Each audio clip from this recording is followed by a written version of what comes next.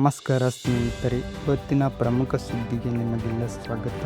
ಸ್ನೇಹಿತರೆ, ತಮಿಳುನಾಡಿನಿಂದ ಕಳೆದ ಕೆಲವು ದಿನಗಳಿಂದ ಭಾರೀ ಚರ್ಚೆಯಲ್ಲಿದ್ದ ವಿಜಯ್ ಅವರ ಟಿವಿಕೆ ಸರ್ಕಾರ ರಚನೆಗೆ ಕೊನೆಗೂ ಬಹುಮತ ಸಿಕ್ಕಿದೆ.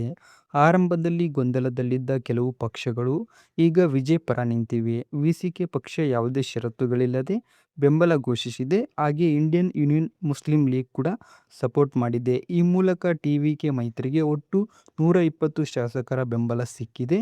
ಇದಾದ ಬಳಿಕ ಟಿವಿಕೆ ಪಕ್ಷ ತಮಿಳುನಾಡಿನಲ್ಲಿ ಹೊಸ ರಾಜಕೀಯ ಯುಗ ಆರಂಭವಾಗಿದೆ. ಕಾಂಗ್ರೆಸ್ ನಾಯಕರು ವಿಜಯ್ ಮನೆಗೆ ಭೇಟಿ ನೀಡಿದ್ದು ಹಲವೆಡೆ ಕಾರ್ಯಕರ್ತರು ಸಂಭ್ರಮಾಚರಣೆ ಮಾಡಿದ್ದಾರೆ. ಇನ್ನು ಡಿಎಂಕೆ ನಾಯಕ ಸ್ಟಾಲಿನ್ ಕೂಡ ಪ್ರತಿಕ್ರಿಯೆ ನೀಡಿ, ಹೊಸ ಸರ್ಕಾರ ರಚನೆಗೆ ನಾವು ಅಡ್ಡಿಯಾಗಲ್ಲ, ಜವಾಬ್ದಾರಿಯುತ ವಿರೋಧ ಪಕ್ಷವಾಗಿ ಕೆಲಸ ಮಾಡ್ತೀವಿ ಅಂತ ಹೇಳಿದ್ದಾರೆ. ಇದೇ ವೇಳೆ ಡಿಎಂಕೆ ಮತ್ತು ಕಾಂಗ್ರೆಸ್ ನಡುವಿನ ಬಿಕ್ಕಟ್ಟು ಹೆಚ್ಚಾಗಿದೆ ಅನ್ನೋ ಮಾತುಗಳು ಕೇಳಿಬಂದಿವೆ. ಲೋಕಸಭೆಯಲ್ಲಿ ಕಾಂಗ್ರೆಸ್ ಸದಸ್ಯರ ಪಕ್ಕ ಕುಳಿತುಕೊಳ್ಳಲು ಇಷ್ಟವಿಲ್ಲ ಅಂತ ಹೇಳಿ ಡಿಎಂಕೆ ಸೀಟ್ ಬದಲಾವಣೆ ಕೇಳಿದೆ ಎನ್ನಲಾಗಿದೆ. ಇನ್ನು ಪಶ್ಚಿಮ ಬಂಗಾಳದ ರಾಜಕೀಯದಲ್ಲೂ ದೊಡ್ಡ ಬೆಳವಣಿಗೆ ನಡೆದಿದೆ. ಸುವೇಂದು ಅಧಿಕಾರಿ ಮುಖ್ಯಮಂತ್ರಿಯಾಗಿ ಪ್ರಮಾಣ ವಚನ ಸ್ವೀಕರಿಸಿದ್ದಾರೆ. ಈ ಕಾರ್ಯಕ್ರಮದಲ್ಲಿ ಪ್ರಧಾನಿ ಮೋದಿ, ಅಮಿತ್ ಶಾ ಸೇರಿದಂತೆ ಹಲವು ಬಿಜೆಪಿ ನಾಯಕರು ಭಾಗವಹಿಸಿದ್ದರು. ಈ ವೇಳೆ ಪ್ರಧಾನಿ ಮೋದಿ ಹಿರಿಯ ಕಾರ್ಯಕರ್ತರ ಕಾಲಿಗೆ ಬಿದ್ದು ಆಶೀರ್ವಾದ ಪಡೆದ ದೃಶ್ಯ ಸೋಷಿಯಲ್ ಮೀಡಿಯಾದಲ್ಲಿ ವೈರಲ್ ಆಗಿದೆ. ಇನ್ನೊಂದು ಕಡೆ ಮಮತಾ ಬ್ಯಾನರ್ಜಿ ಬಿಜೆಪಿ ವಿರುದ್ಧ ಎಲ್ಲ ವಿರೋಧ ಪಕ್ಷಗಳು ಒಂದಾಗಬೇಕು ಅಂತ ಕರೆ ನೀಡಿದ್ದಾರೆ. ದೇಶದ ರಕ್ಷಣಾ ಕ್ಷೇತ್ರದ ಕಡೆ ಬರೋದಾದರೆ, ಭಾರತ ಹೊಸ ಅಗ್ನಿ ಮಿಸೈಲ್ ಪರೀಕ್ಷೆ ಯಶಸ್ವಿಯಾಗಿ ನಡೆಸಿದೆ ಅಂತ ರಕ್ಷಣಾ ಇಲಾಖೆ ಮಾಹಿತಿ ನೀಡಿದೆ. ಒಂದೇ ವೇಳೆ ಹಲವು ಗುರಿಗಳನ್ನು ಹೊಡೆಯಬಲ್ಲ ತಂತ್ರಜ್ಞಾನ ಬಳಸಲಾಗಿದೆ ಅಂತ ವರದಿ ಬಂದಿದೆ.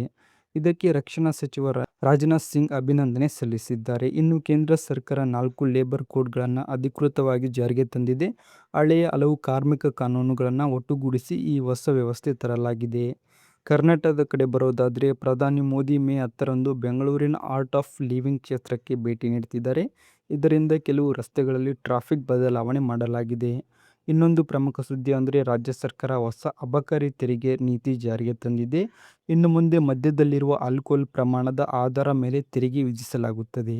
ಈ ಬಗ್ಗೆ ಮಾತನಾಡಿದ ಸಿಎಂ ಸಿದ್ದರಾಮಯ್ಯ, ಮದ್ಯಪಾನಕ್ಕೆ ವಿರೋಧ ಅಲ್ಲ, ಆದರೆ ಅದು ಚಟವಾಗಬಾರದು ಅಂತ ಹೇಳಿದ್ದಾರೆ.